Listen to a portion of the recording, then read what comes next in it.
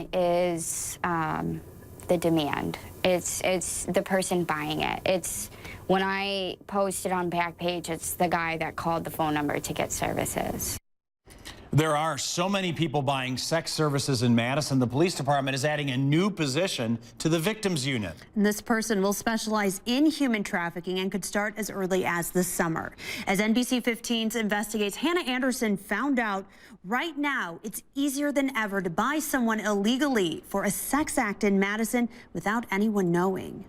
That's right. Victims of sex trafficking take a huge risk when sharing their stories, in fear their trafficker may retaliate if not behind bars. But it's a risk Mackenzie is willing to take after she survived 2 years of being trafficked in a community she grew up in, right here in Madison. To protect her, we're not showing her as she shares her story. We were in a Walgreens parking lot in Madison, and they seen us sitting there. At 19 years old, We were looking for drugs. You could smell it all over us. I mean, they knew it. Mackenzie met her trafficker. My trafficker, also my drug dealer. Partying led to manipulation, and before she knew it, Did you know that your trafficker was trafficking you? No. No. he took advantage of her heroin addiction. And then all of a sudden, I'm giving him all my money, and all I have from it is a pack of cigarettes and a little shot to do to stay well. He knew where she was at all times.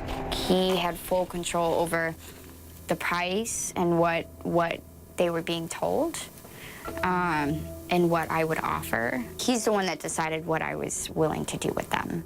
Mackenzie says Johns, or people willing to buy sex, would pay anywhere from $100 to $500 per interaction. It's the guy sitting next to you in church. It's your husband. It's your mailman.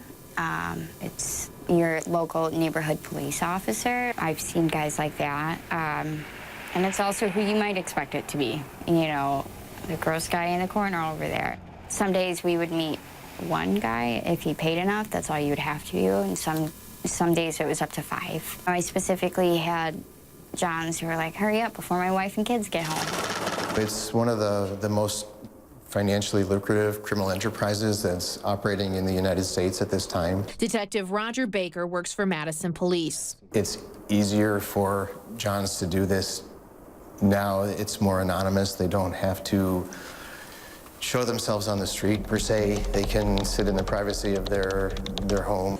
In one quick check online, Baker says there were 300 people for sale in the Madison area for sex services. The trafficker has virtually low overhead cost. A trafficker takes a victim, and he or she can sell that victim 10, 12 times a day, sometimes more, day after day, keep selling that victim and taking the money. Madison police are changing how they approach some former prostitution cases, now as human trafficking. In the past, you're right, there's always been trafficking. There have always been pimps that have been exploiting women and sometimes men on the street. The difference comes when the profit doesn't go to the victim. It's going to the trafficker, in the past known as a pimp. Also, human trafficking can range from psychological manipulation to physically restraining someone against their will, and everything in between. If somebody's being forced to do something that is destroying their spirit and destroying their self-esteem and damaging their life, you don't want to re-victimize them and charge them with prostitution. Another change, the grooming work happens digitally, and it's easier than ever to connect with young people through apps, games, and websites. Youngest victims that I've worked with are, typically juveniles that are missing from home. That's when they're most vulnerable, and I've seen it as early as, 14, 15. These girls are innocent, vulnerable people that just need help. Help Mackenzie got after her trafficker was arrested. Police connected her with Jan Miyazaki at Project Respect. This is going on here. Just last year, they helped 112 people get out of trafficking. Of that 112, I just think it's the tip of the iceberg. It's very hard to admit that this is going on in your life. I know when I first got out, it took a long time before I even acknowledged that he trafficked me.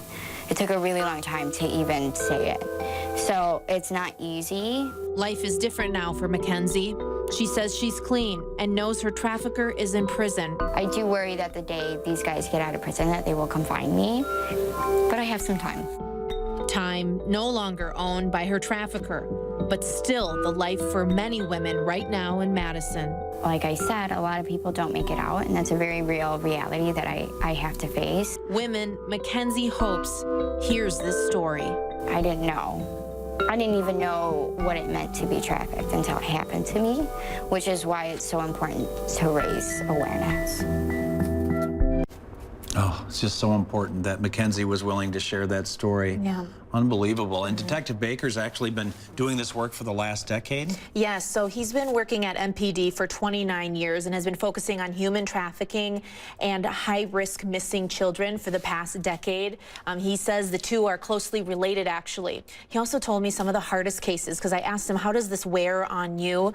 He says that it's hard for him to see people he's tried to help back online and for sale, just showing that his work is long from done and just shows how manipulative the traffickers can be.